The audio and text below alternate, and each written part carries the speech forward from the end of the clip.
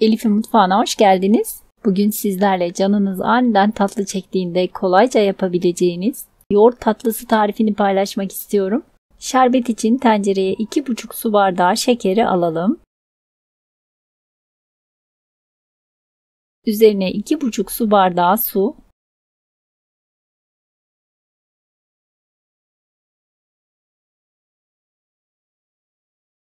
Ve 1 dilim limon ekleyip ocağa alalım. Şeker eriyene kadar ara ara karıştıralım.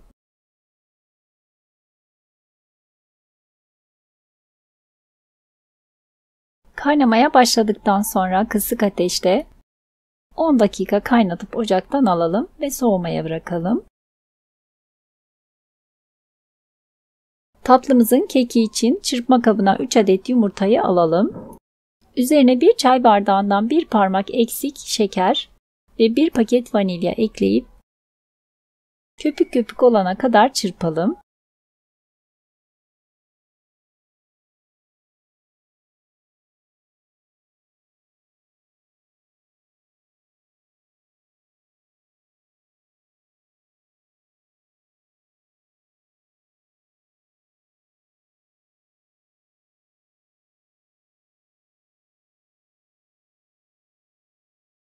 Daha sonra üzerine 1 su bardağı yoğurt,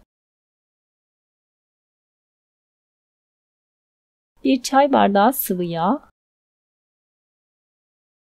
1 adet limonun rendelenmiş kabuğunu ekledim. İsterseniz rendelenmiş portakal kabuğu da ekleyebilirsiniz. 1-2 tur karıştıralım.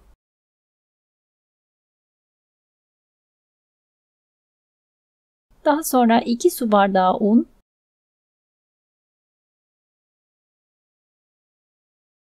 1 paket kabartma tozu ve 1 çay kaşığı karbonat ekleyip sadece malzemeler iyice karışana kadar çırpalım.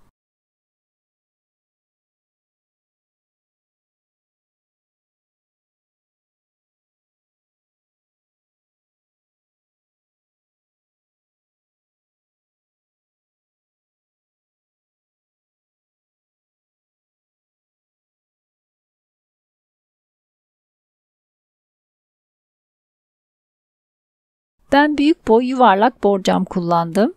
Borcamı çok az yağla yağlayarak harcı üzerine dökelim ve eşit şekilde yayalım.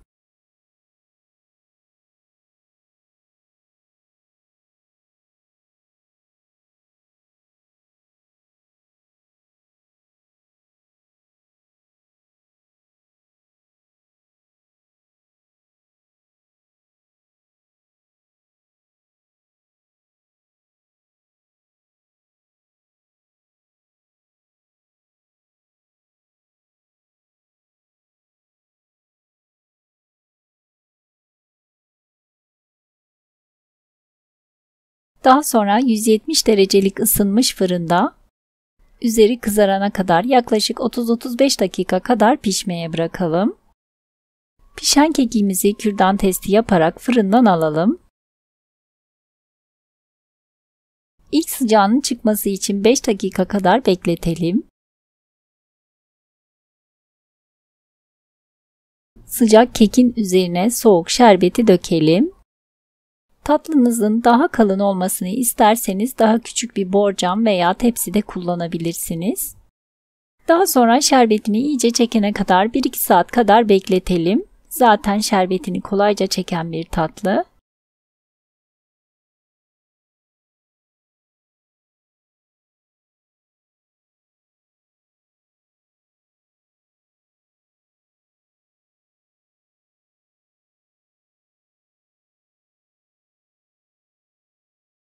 Daha sonra dilimler halinde keselim. Üzerine fıstık veya Hindistan cevizi ile dilediğimiz gibi süsleyelim. Tatlımız servis için hazır. Umarım sizler de dener ve beğenirsiniz. Deneyecek olanlara şimdiden afiyet olsun. Beğeni ve yorumlarınızı bekliyorum. Videomu izlediğiniz için teşekkürler.